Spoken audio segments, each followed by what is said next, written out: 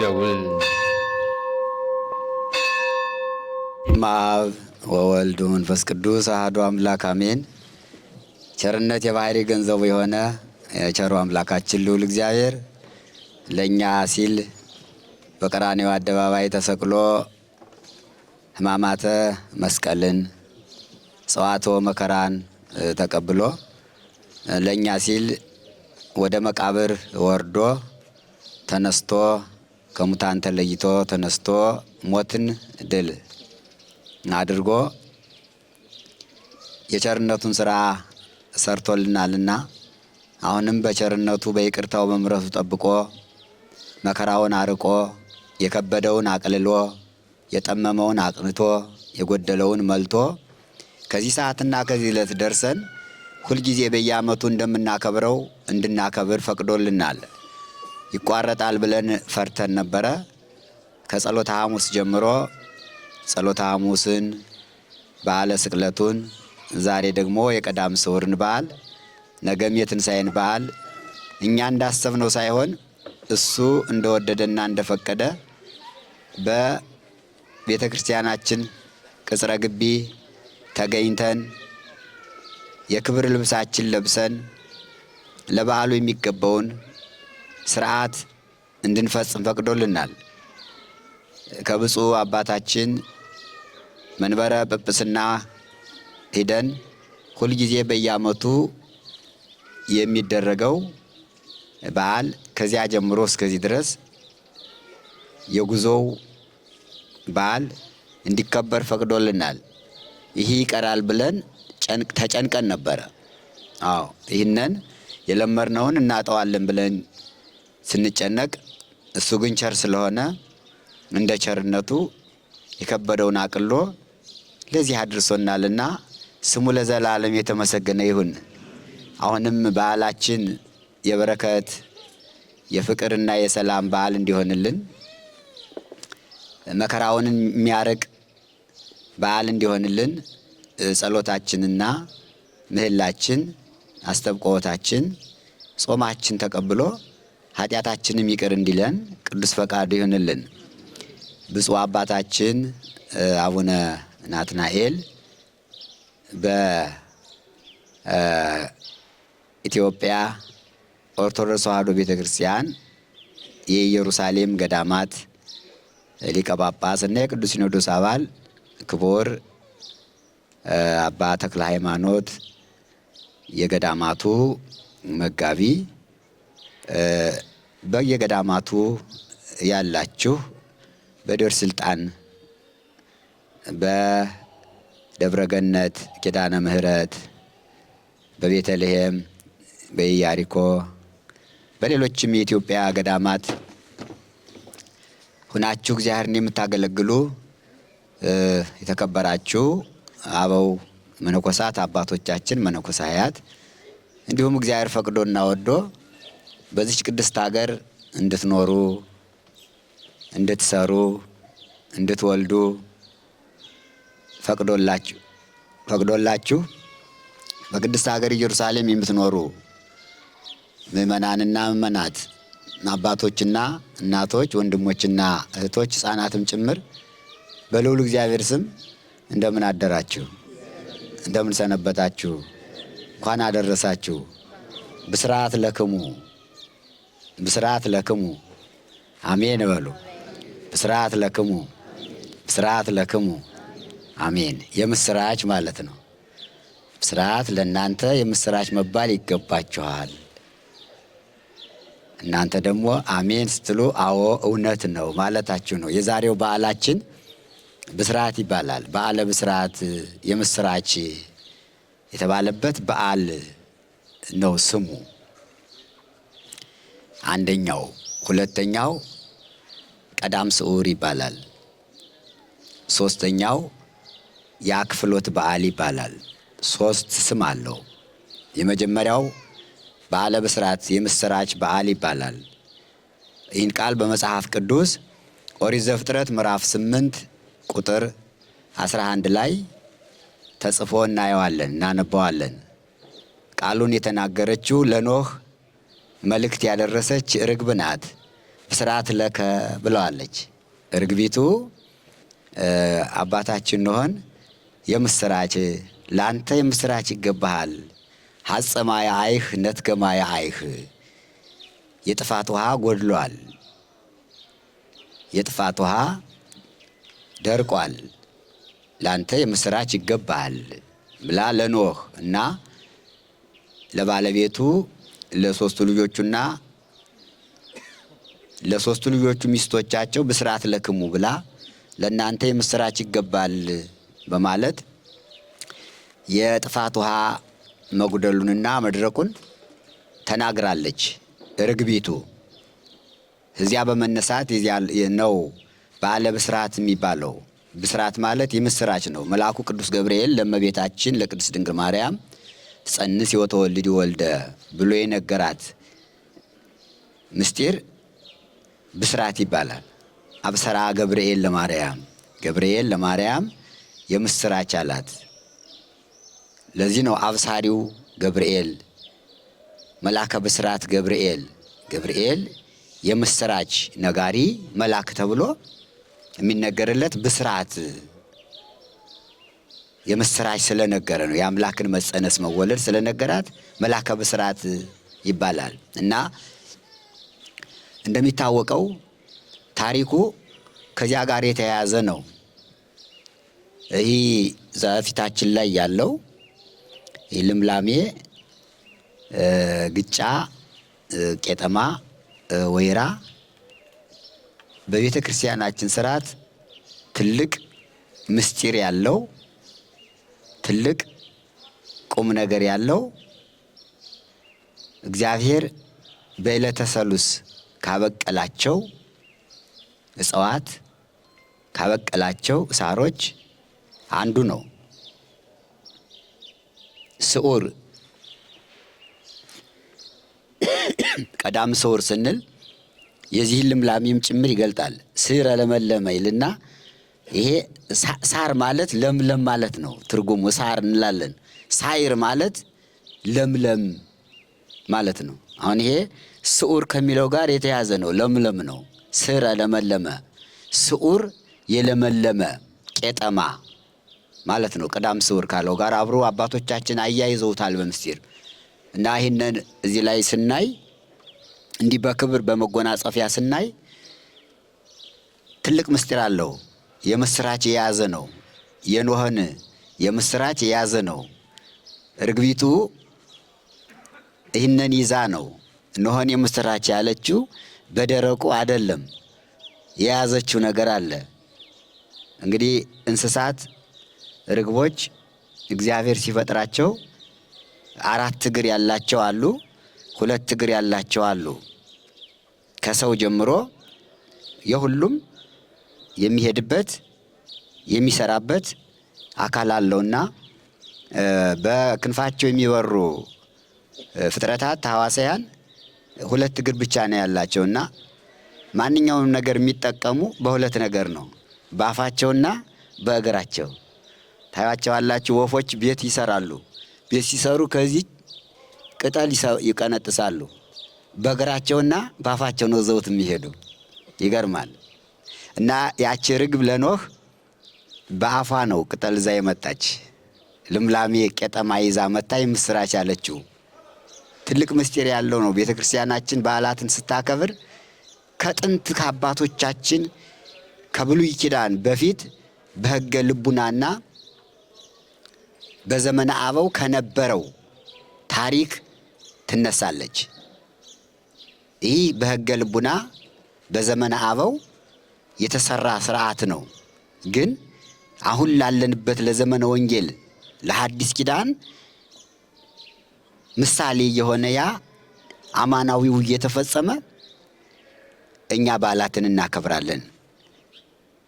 እንደሚታወቀው ታሪኩ በመጽሐፍ ቅዱስ ከኦሪት ዘፍጥረት ምዕራፍ 6 እስከ ምዕራፍ 9 ድረስ የኖኅን ታሪክ የያዘ ንባብ አለው፣ ምስጢር አለው። ግን ያን ሁሉ ታሪክ ለመተረክ አይደለም፣ በአጭሩ የዛሬውን በዓል ብቻ የሚመለከተውን ለማንሳት ያህል ነው።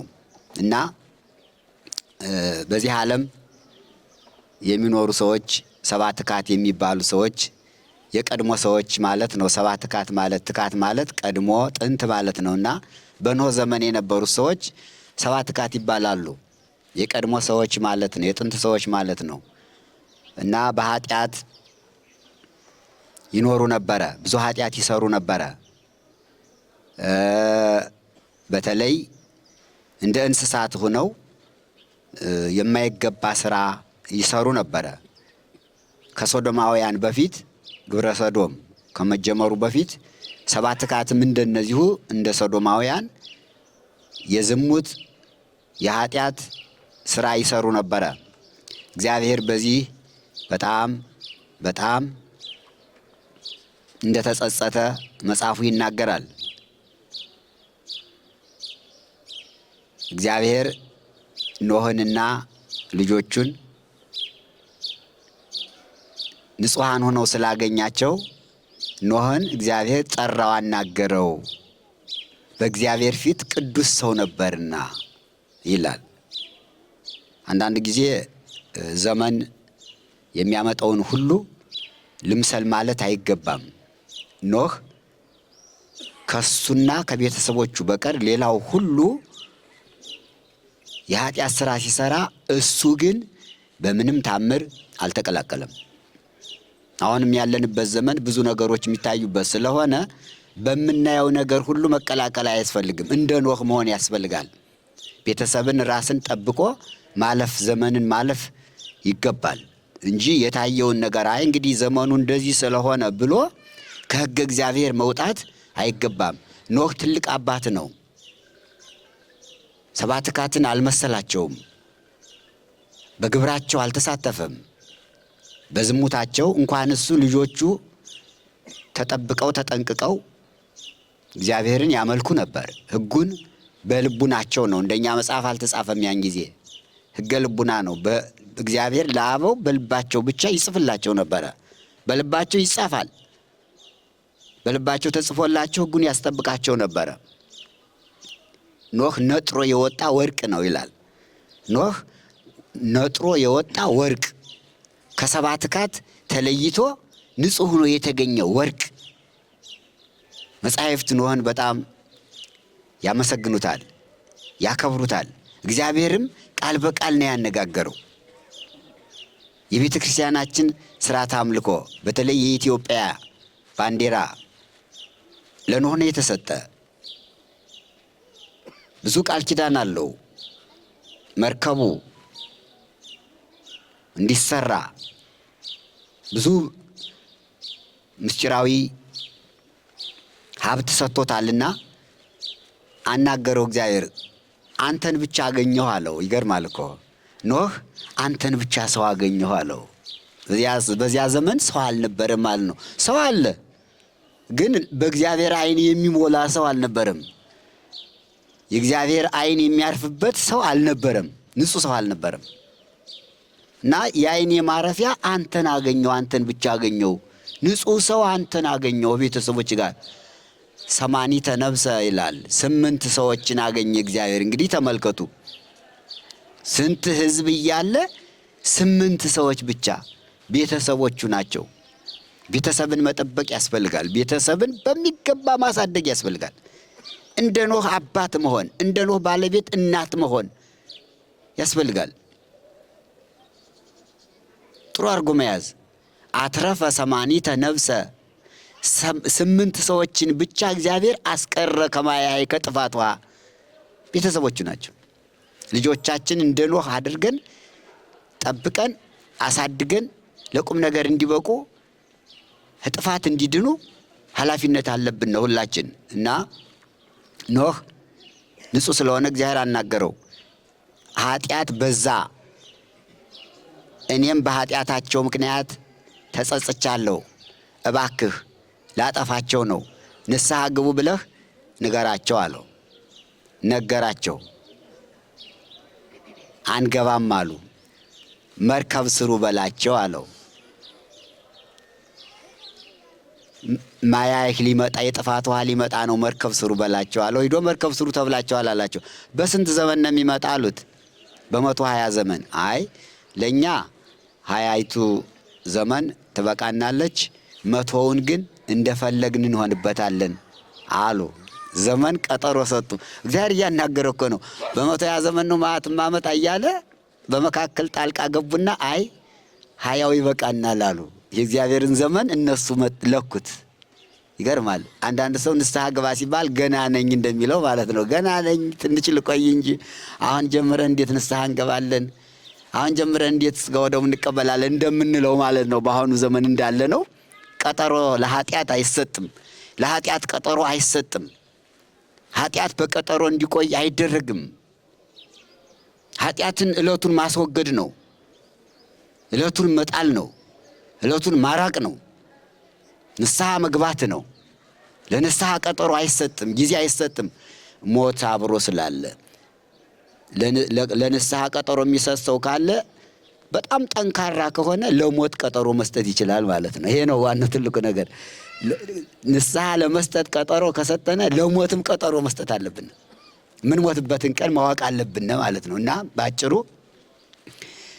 አንተ ስራ እኛ እንቆያለን አሉ። ኖህ መርከብ ሰራ። 3 ክፍል ያላት መርከብ ሰራ።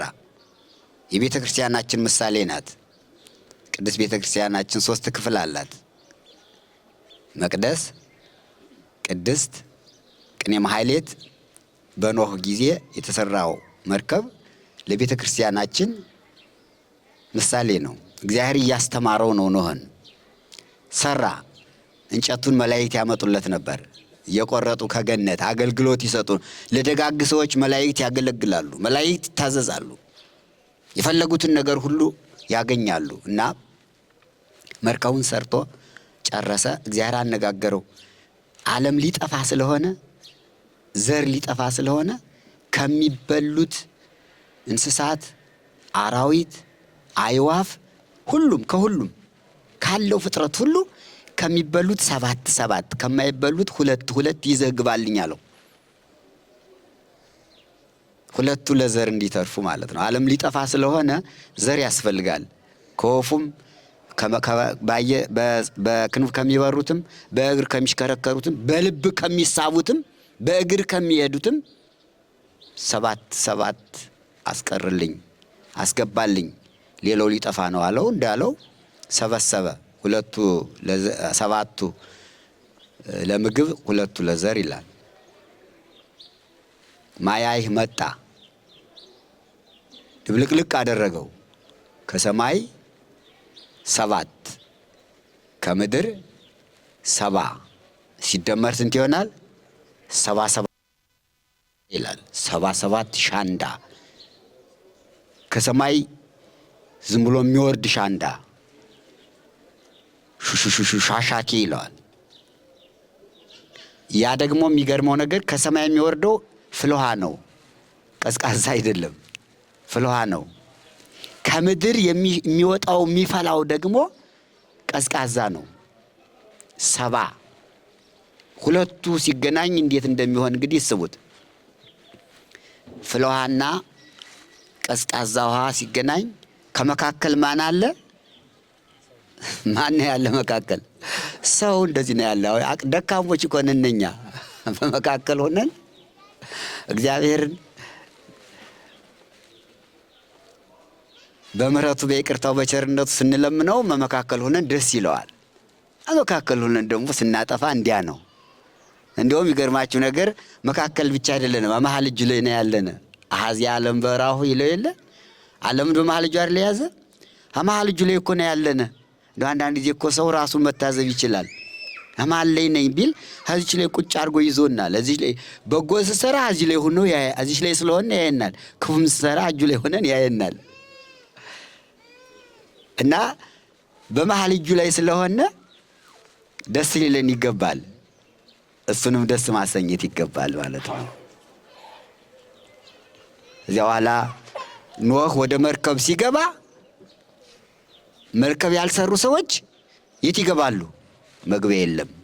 ከዚያው ሆኖ ከላይ የሚወርደውንም ከታች የሚፈላውንም መቀበል ነው። በአንድ ጊዜ ሁሉንም ከሰው ጀምሮ እስከ እንስሳት ድረስ ያለው ሁሉ በአንድ ጊዜ በንፍር ውሃ ጠፋ። ማይ አይህ ይባላል ስሙ። የጥፋት ውሃ ማለት ነው። ተቀቀለ። በሞቀ ውሃና በቀዝቃዛ ውሃ ተቀቀለ፣ ጠፋ። 40 ቀን ዘነመ ይላል። ሳያቋርጥ 40 ቀን ዘነመ። 150 ቀን ቆየ። መርከቢቱ ወደ ላይ ወጣች፣ ተንሳፈፈች። ኖህ በመስኮት ብቅ እያለ ነበረ የዓለምን ጥፋት።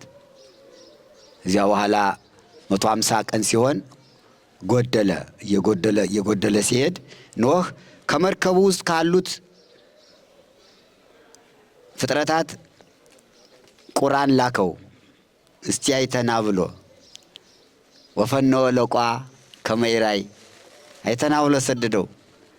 ቁራ እዚያ የወዳደቀውን ነገር እየቀማመሰ እዚያው ቆየ፣ አልተመለሰም።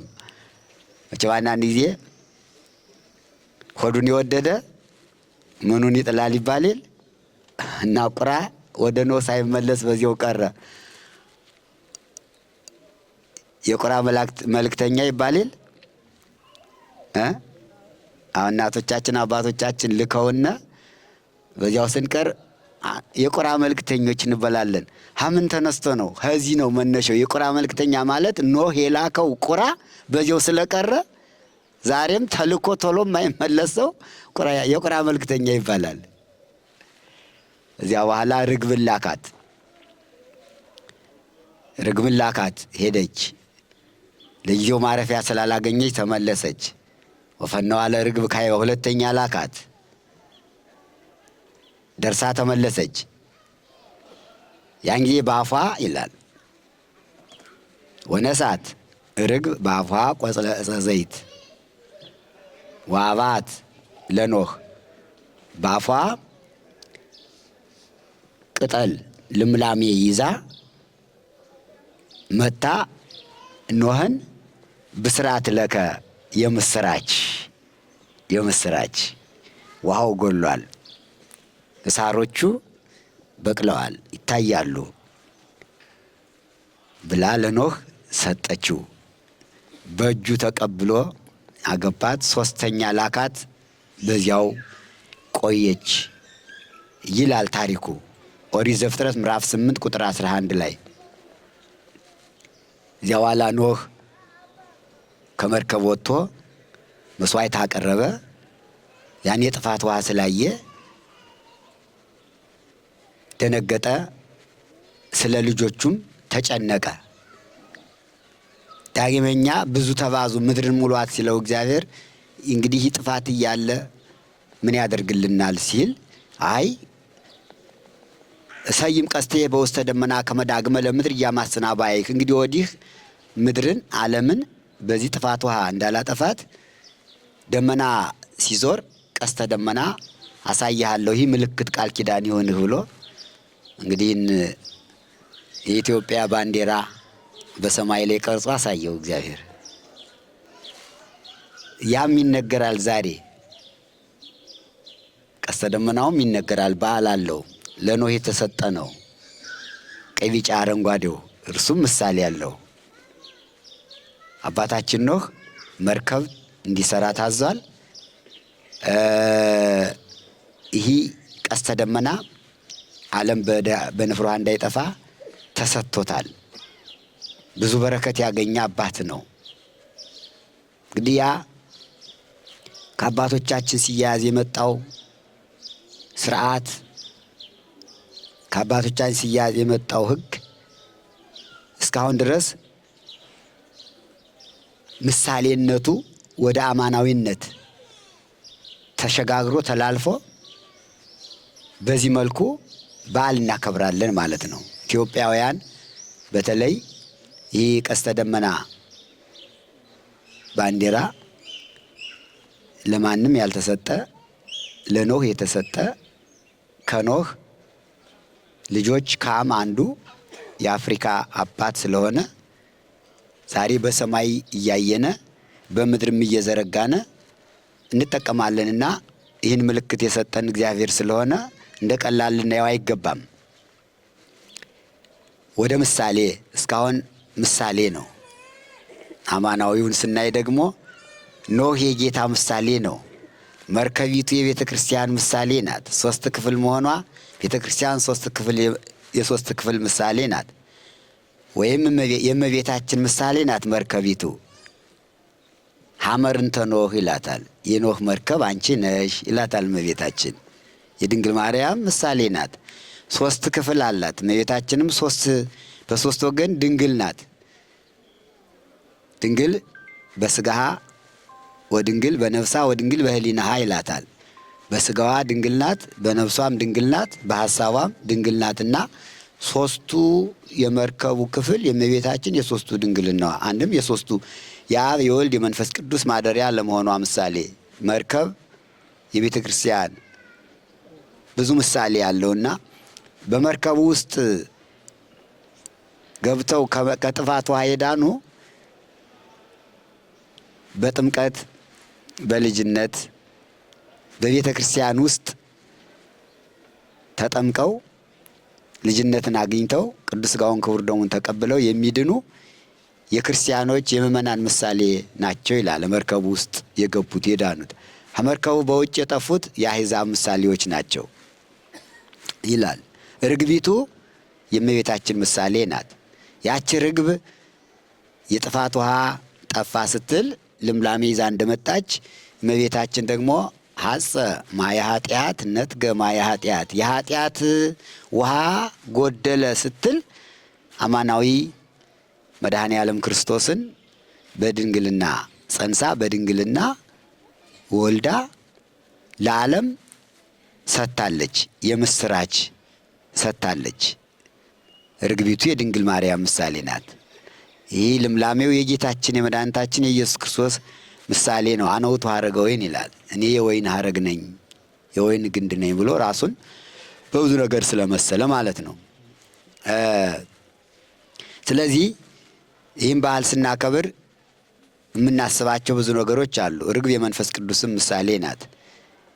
ያ ውሃ የጥፋት ውሃ ስለጎደለ ይህንን ቄጠማ ኖህ እንደተቀበለ እኛ ደግሞ በስቅለቱ በሕማማቱ በቅንዋቱ የኃጢአትን ማዕበል አጥፍቶ አጉድሎ ሞትን በሞቱ ድል ነስቶ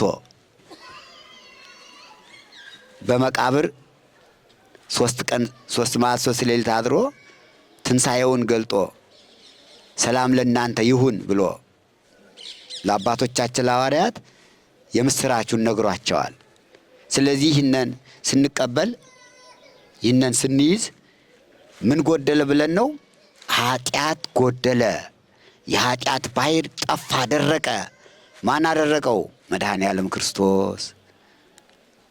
ኃጢአታችን ስለደረቀ የኃጢአታችን ማዕበል ሞገድ ስለተወገደ ቤተ ክርስቲያን ይህንን እነሆ የምስራች ደስ ይበላችሁ ብላ ቄጠማውን ትሰጠናለች። እንግዲህ ከኖህ ብዙ እንማራለን። አራዊቱ እንስሳቱ በአንድ መርከብ መኖራቸው ሁሉ ትልቅ ትምህርት አለው። ጊዜ የለንም እንጂ ተቻችሎ መኖር ቀላል ነው። ነብርና ፍየል አንድ ጓዳ ገቡ ይላል ኖህ። አንበሳና ላም አንድ ላይ ገቡ ይላል። ይገርማል። አይጥና ድመት አብረው ገብተዋል ይላል። አይጥና ድመት አብረው መኖር ይችላሉ? አይችሉም። እና እግዚአብሔር በኖህ ዘመን የሰራው ስራ በጣም እጹብ ድንቅ ነው። ይገርማል። አቻችሎ ተቻችሎ መኖር በአንድ በኖህ መሪነት አንበሳው ላምን ሳይጣላ፣ ነብሩ ፍየልን ሳይጣላ፣ ቀበሮና ተኩላ በግን ሳይጣሉ፣ ጭላትና ዶሮ በአንድ ላይ፣ ምክንያቱም ክንፍ ያላቸው በአንድ ላይ ነው የገቡ። በአንድ ክፍል ስለገቡ እንግዲህ ዶሮና ጭላት በአንድ ላይ ገብተው ነው። አሁን ጭላት ዶሮ አይታ ትችላለች? ጭልፊት እየተያዩ ድመትና አይጥ እንዲህ እየተያዩ፣ ወይ ግሩም! እንዴት ያል ዘመን ነው! 150 ቀን ነው የቆዩ። በጣም ይገርመኛል። እኔ ሳስበው ይደንቀኛል። በጣም ይገርመኛል። ሁሉ ልብ አለው። ያን ጊዜ ሁሉም ልብ አግኝቶ ነበረ ይላል። ቢተናኮል ወዲያው ያስወጣዋል። ኖህ አስወጥቶ የት ነው የሚጥለው? ከባህር ነው የሚጥለው። ስለዚህ ራሱን ለማዳን ሁሉም በተጠንቀቅ ዘንዶ አፉን ከፍቶ ርግቦቹ የሚወዳቸው ነገሮች ሲመላለሱ ምንም አልነካም። እንዲሁም ጌታችን ኩኑ የዋሃነ ከመ ርግብ ወጠይባነ ከመ አርዌ የምድር ብሎ በማቴዎስ ወንጌል ምዕራፍ 10 ላይ ሐዋርያትን እንደ ርግብ የዋሆች እንደ እባብ ልባሞች ሁኑ ብሎ ያስተማረበት አንዱ ይሄ ነው። ርግብ የዋህነቷ ከዘንዶ አፍ ውስጥ ገብታ ትወጣ ነበር ይላል። በየዋህነቷ አይነካትም። እሱም በብልሃቱ ተጠባብቀው ይኖሩ ነበርና በእውነቱ መቻቻሉን ይስጠን እግዚአብሔር አምላክ። ያን ጊዜ በእውነት የሰራለት ስራ ለነው ትልቅ ነገር ነው። ፍጥረታቱ ሁሉ ተሳስበው ተቻችለው ነው የኖሩና እኛም እንዲሁ ዓለም በሙሉ እንዲቻቻል ያንን የኖህን ዘመን መቻቻል አሁንም ላሉት ነገስታት ለአሕዛብ ሁሉ ይስጥልን፣ ተስማምተው እንዲኖሩ ያደርግልን። ያየነው የሚያስደነግጠውን ነገር ሁሉ በኖህ ዘመን ፍጥረታቱን ሁሉ ተስማምተው ተቻችለው እንዲኖሩ ያደረገ የኖህ አምላክ አሁንም ተቻችለው እንዲኖሩ ያደርግልን። መዓቱን በምሕረቱ ቁጣውን በትዕግስቱ ይመልስልን። እንግዲህ የኖህ ታሪክ ይሄ ነው። ለዚህ ነው ምስራቹ። ሁለተኛው ቀዳም ስዑር ነው። ቀዳም ስዑር ዛሬ ሰንበት በጾም ተሽራለች። በጾም ነው ስዑርነቷ፣ በጾም ነው። አክፍሎት ስለሆነ የቻለ ትናንትናም ዛሬም 2 ቀን ያክፍል ይላል መጽሐፍ ፍትሐ ነገሥት አንቀጸ ጾም 15 ላይ። ያልቻለ ደግሞ አንዱን ቀን ቅዳሜን ያክፍል ይላል እና ዛሬ ጾም እንጾምባታለን። ስለዚህ ምን ተባለች? ቀዳም ስዑር በጾም ነው የተሻረች። ይህን የጀመሩት አባቶቻችን ሐዋርያት ናቸው። በተለይ ያዕቆብ ለእግዚእነ ከ72ቱ አርድእት አንዱ ሐሙስ እህል ውሃ እንደቀመሱ 120 ቤተሰቡ እንቅመስ ሲሉት ዓርብ አይ ጌታዬ እነሳለሁ ሲል ሰምቻለሁና ትንሣኤውን ሳላይ አልቀምስም አላቸው። የኋላ እነሱም እንደሱ 120 ቤተሰቡ 12ቱ ሐዋርያት 72ቱ አርድእት 36ቱ ቅዱሳት አንስት ሐሙስ እንደቀመሱ ዓርብን ቅዳሜን ቆይተው አክፍለው ትንሣኤውን አይተው እሱ ከቤት መጥቶ በተዘጋ ቤት ገብቶ ሰላም ለእናንተ ይሁን ብሎ የሚበላ ነገር አለ ብሎ ጠይቋቸው አለ ብሎ ሲያቀርቡለት ባርኮ ሲሰጣቸው ያን ጊዜ ነው እህል የቀመሱ እና ቀዳም ስዑር የጾም በጾም የተሳረች ቅዳሜ ማለት ነውና ከዚህ በዓል ያደረሰን አምላካችን ስሙ የተመሰገነ ይሁን። አክፍሎታችን፣ ጸሎታችን፣ ጾማችን ሁሉ ወዶ ይቀበልልን። እንግዲህ ያው ቄጠማው የብስራች ነው። የምስራች እያሉ አይደል የሚሰጡና ልንቀበል ነው። እንኳን ለዚህ በዓል በሰላም አደረሰን አደረሳችሁ። ይቆየን። አሜን። ብስራት ለክሙ ላስተማሩን ለመከሩን ለሊቀ ሊቃውንት የኔታ ዕዝራ ቃለ ሕይወት ያሰማልን፣ በዕድሜ በጸጋ ይጠብቅልን። እኛም ደግሞ በሰማነው ቃል ተጠቅመንበት የመንግስቱ ወራሾች እንድንሆን አምላካችን እግዚአብሔር ይፍቀድልን። ደውል